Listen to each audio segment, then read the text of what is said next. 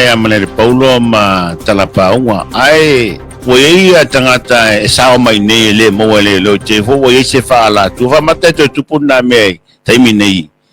isamo wa kele ale swinga le we ya e voi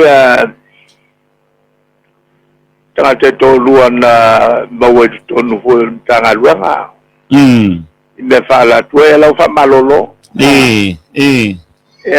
ale nga belga o ye ni so ye ko ye we lo le ya le kulanga yo ya le tele le pulanga le ye el temil nek ye pulele ya ale mala o to pole mo wala fa la tu wala voy so se me ya ya ki apolo mani ya ki apolo i me uma telangona ala ai me se taimi nei foi le tangata whengaluanga ala o popo e ngala o maula ngaluanga wala kikiar kai me te mawasing fa mangyang ai ngofo mala ngaluanga ele lo pe kasil masinga wo mala ngaluanga fa mangyang ya fa fe su kasisi masinga ya lai role ma ya me se pe fa ko ngua o ka fa nga ya o ko mau foi le ya le fa ngau le fa na malai malai ya que le lo foi el ko ngale puro po so fa ngau nga ya le o ngua fa ya lo si so la Talavoina le tu e mo se file mo lo no to onai ele fa pen forward ma lo mele o men fa ia fa pen foto me si tu a ele I ustai le la o tu wa malanga tina fa ma wala va tu a to no le la ve ina fo le si tina o ni me tu mun mai ya te ya la ve ina na si na fa na ina ya ye si o fo le nga ilu mo wale talvo ya na yonalo ai ta se ya fai tonu ya fo ya le pulenga fo ya fam sinonga matulanga e mo mana ila sa unanga e mo isa inga mo fa na e le tanga tau matua fo ya wa tete ne se la mata poto le firi masatani ya male ai se fo to le e o atu ya le la wa mo o taimi tawina ya le la veina fo na wan va pele la veina ya e tele ale la veina la lang ne le fo to la veina le o la fa va wa na fa la ina ta se atu le se chipe na e wa tala lan sa fa pe wa tolo fa fi le fam sinonga asa mo io me pio ale la wa fa mio le o la to le tatalo se tu observa no se to su e mengi la toma yo el melga le ai masalo ko ifiu ko kolo le mfai am kwa ku aya ya loya al malo ele ko ku esa vango ano tu la la fongo foko e la ko loya ya ole wa fa sau lungo telefon fa pe wa sauni le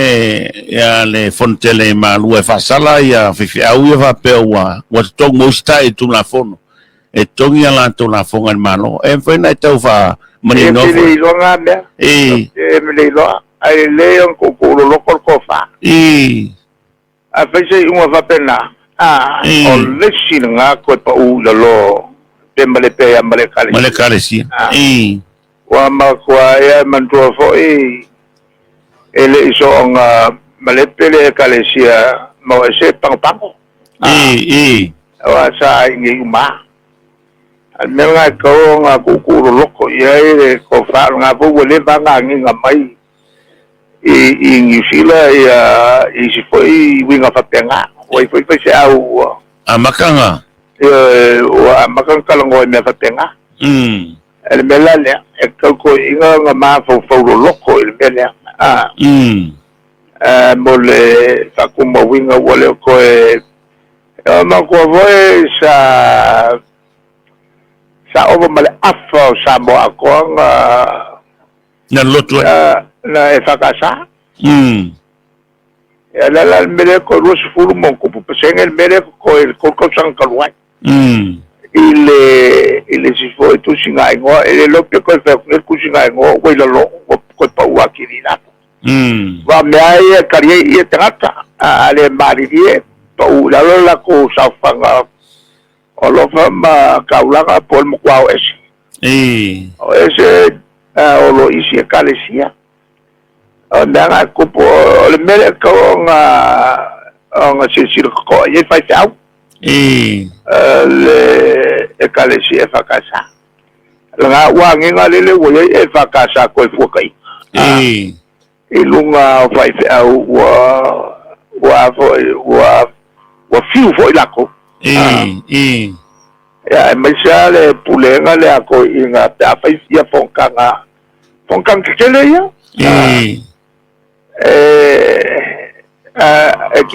if you wa la usfongo va kuni mangaku ai ama ako inga femela mga ya nga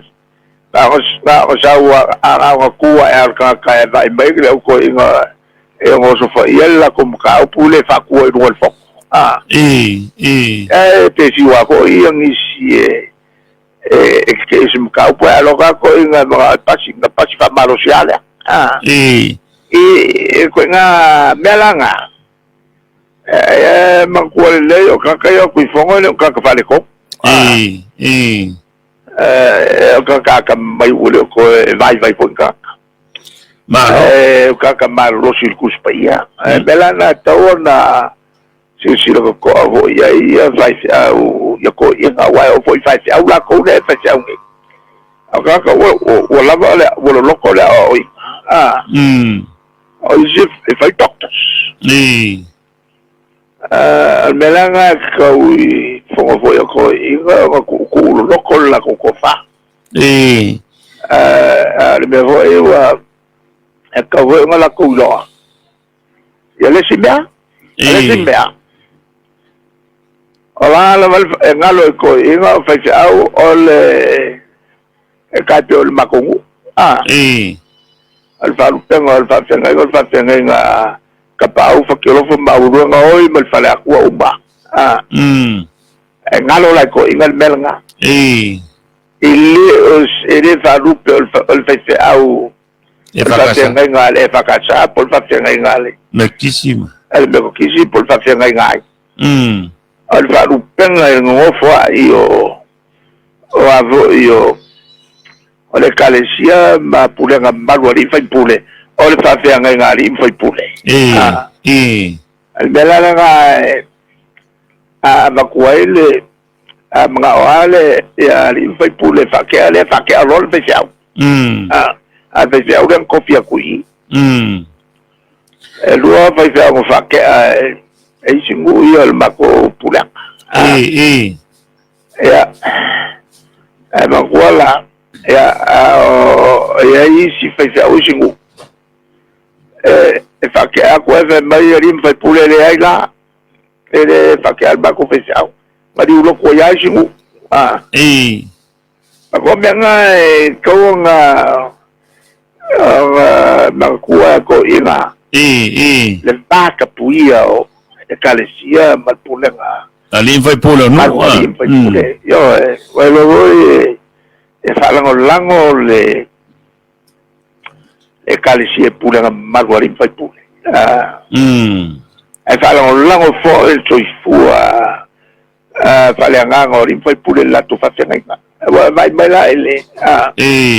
ele va capuia le ele lua le ele foi ana na mamuru le fa van sa wa yo makua akilili le va fa lo rai o apoio o pulenga malua di foi pulemba e kalesia ele va pro o apoio o mai ku poneia le tulangala na ya le na telo rai le mkwa male ali mkwa male ale la mano ya ele umale tulanga fo el falo alo o li foi pule o se ku la tu fez au estava foi el fa fenga nga ku ma awale se kia el modur ka au Well, nga isko nga fase. Ya nga maoy lo risi ba siya. Ay se mele tu mai. Nga maoy lo ba siya wa makuha kilo nga le pa siya uli sa ili makaye lang kini mapalama. Mo olfa vai fai uma coi. Arkira fai uma coi. Nga foi pi ko le ver, pero nga ke mapali. Ai le ka mayel mesa. Nga fai ya wa kau ya boleh sesuatu fai ya kulo markoko. Nga kuwa markoko nga lo umal maka puya le saya. Well, nga abundo kula fale el makaupu makewilo ko upu. Lai kama nga asuyale le angimalo el makangi kaya usui foi la kula efekaya. Pero le olata mai tau atu. Ole mele le tulu ai vefau ole va ole fefau matula fon ape ole ta hola na fie marekale sia wa fatonunga ale kalesia lau tele le so ne ya uni tongin la fonga pe no mo ya se me tenga ya kawai ya le kapunga lau ka kula po ini ko yang ai mail malo tapuna la agua fengai pasilor kula pongo ya de lo makiu ke kau avel mtanga luaka ma kula pongo se me tuksiri makanga ol konsul fiku e kalesia ke siango le ai ela ola o umbal konsul o ngal kasia le kalesia le fakauke ya le sa kau makau mai ko ina magkuha po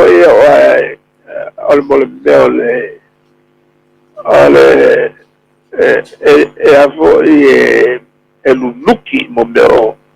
tanga tole tuol le malosio kiapol afo kasi le afo el fafenga nga pau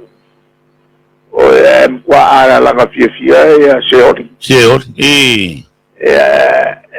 seria kul ko kasi nga el confiesa la wafio kako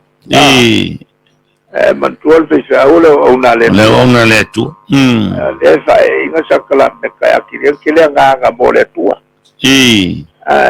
la o ia nga el kiapon malos kile kiapon el bengala nga ta vuelta tu talo bota tu faiau malo olewa ya o chile nga leo tatung te chili malusia ba ko fa pao era to man to foi fa sa o foi tangat ya o sa leo le kokelo tratole tua o ele que hay que apono al melanga to voy a tatuarlo fe tatu fiau ma talo fo la tunga luaka malo o leo manino le vaenga o laudio el maletoa se tasi fo yo suyo le HPP o se tasi sa tu malo sile le vaenga fa fai malo no foi ia vala wina pe volinga mai o yesina fale tonu i tulanga pe fon fa sa no yelo fionga ele de va o lauli male to male chapipi fata tanonga matuepi e ise ava no ono to mfai ona fesota la fio hoi male va fa pai le foi tamali o le tuno wala foi le lona sao ya more tau fenga mata to va fa fai que le vangoa ya me foi la me tu la y el estilo falolonga la vatia ya un malva fakiki quiero algo for el palmene había ma fontalai ko fakiki le minister el to single minister que la lama umeanga al falolo Ale filitele o lo fe ngai ma lau. O le naka pismis. O pismis. Le voi sa atini le bea ia e te mi foi a sui fofitalai. Ilang kavale voi le sa upui ai foi o le second hand kom foi fakau ile. Fofitalai le sa o pasau ina foi na taimi. Ele fatuanga foi pa foi lum kau. Ele fai ele lua fatou ingal na. Ele a woman lo ye tengo fa vele malo. Ya. O soi fuanga foi o le chama ela, o soi fuatia. Alo sia soi fuanga tia. Ala o to la teleal na fai pule a yene to business. Si dio ko fili meia lua. Ole to finga il parlamento po lo fa babai lo fai o business. Wa le fai na desea le sao o fionga le li ki le au ngai kai serua. Le unga o e mange o iris makai e fa ko ko ngai iris makai. E mai unga se ai o fai unga. Ala o tau talanga tele ana e pai so al matu pae ngai me sel va ele a pai ka pai ba ka so wai fai kionga mena e mo meu fai pule foi fai pisi se a mai kongo pai o malo ela tau pule na le na matai pa ka pale le sa la u yo la finga ngale ma staso pesta pesta wa fai nga ya la uma ele foi kai misa o fa ku e foi tu lam tau wa o la con el vamos nga yo le nga uma pa la uro sa le ya e pe ona fa malo si mai paulo ia fo la me tono kale sim tau puta le kale sia o le vai tono le vai tele tilo fia e lo to fandeo ia mata wale o le malango walalo ko sanga o kampaya ta pongo ko luole o ruma ya le umar kuya ya la wo el vamos no pe ala wa ver bele ya va be o fa pepe ya si uso fo ya la uni o si tangata ti a tele so fo John te mafo i malona i ngā toa John o ka kalma kongu o mo foi un fa sofa sa o fa pe ya la ngofo to sanga o tene ngofo i le so volo tupua i sa le panga ko ngofo e mga e vo i le pultiu mga i umanga e kausi fa ke lofa mauko voilà nga papaya tarsia ia la nga la aku se kula ma ya o makayo mako yo per mena le ya per mena le el meta upule o meta ufa mai meta upulale el mato sengalima bol pui ngol malosi el vai o lo fa vai sa se sin ko paro ka se ka ponga mai bol matu fenga ngas tapuairo foi nga yo nga foi ka bole ai vai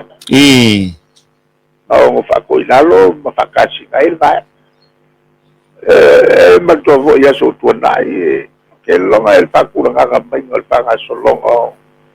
fof ka lai ole si fof ka lai bawa ele fof ka lai uma no malo so fala te mal nei foi ainga o bawa e mer foi no malo so fala malo ai le chapipi malo lugar ya la pe malo se la 1988 1990 ya mango foi nga me papel ya malau lo malfonga ko wala kong paki el chapipi ke ang malo sofara ke ay amiatu sio ke ay lesa falangi posala alu ko na o fof the light pico mau ele mako almena mo wai malo sio le chapipi vai a kulol ka kai malanga o fa sa pais singir long fol po urga le vempa wa e kwailo no fa si po ma kwaiale ta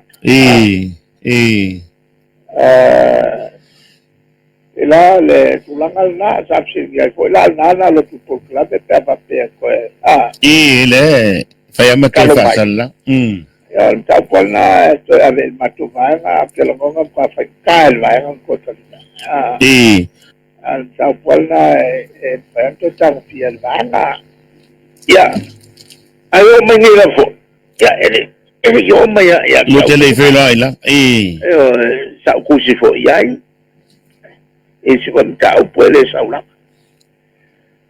awangi nga fo isi nga yo nga pe ya fa yiri si ba nga le fa bu ko ino fo nga bombo al belal na tong fa le fa yo nga la nga ale fa yo lam ka nga ko la lo la ka ke le sa wala fo ne ya le mo sa no sa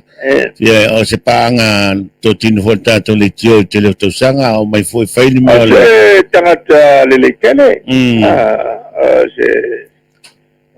se sui malo si fo io le matu va ya pe ya wo o mal ko sanga ka lo fa ma vai mai ele to finga mista to finga minsta ina o inga bevela la mkaupu la testa mnatuala ya sheria famava el capeta famava male kumaro kafia ese uwe ke mali nafi ke manda de lo kumaro la male tofi minsta elanga makanga mol malo ai baile trata mal malama eu se merele no fialo e maleila nga o le mitska satiai le tulang al fati no nga utofi pe manea le walava lea ya nga loile katenga ya lau famsinonga katenga le ropi inga malerire o pesta awete vave ilo tofi le tumaro ke wa fa po mal bafala ya so le wa famsino wa famsino ale la vakari le criminal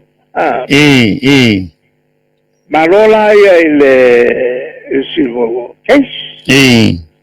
ya va pere ya la usa ol meno fa kuai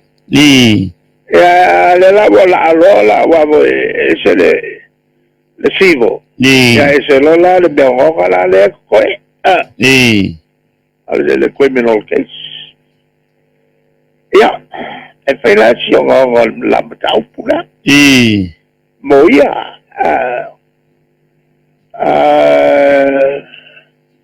e pe ala le matau pula o fa ulirito ya lo na finanga ya pela o ko ka mai e le fai pule ma ko ka mai fa solo a ko mai al ma ko va pero nale wa fuaina tutu mawele ya que le kio vo ila nga me va pe o sa se ya fa ko fa lai te la voi la te ma fa le il fa pe mai le il fa ma vai le tulanga na lai malam o fa mamanga nga ke punga solo male mas makaupunga nga ko va nga na we kasi sila na mailo lo ako ya lo Fama vai malvang fa. Elo na veia la uli wa lesita tanang ino to tele le vang fa le chapipi fili lo le kapineta ma I mista masuya mista lena sa no va pe wa fili fo le vang o to e fai mai tuanga elo na veia la uli le tu nga ke fa meya au manino ala la fua yo le to yo la fua ye le va pe kuku es se me va a tener alela uma kirkila kwa makirkila albela fa kuzala nga ka nga uma yal va nga ko wala ka nga le ka il va nga ko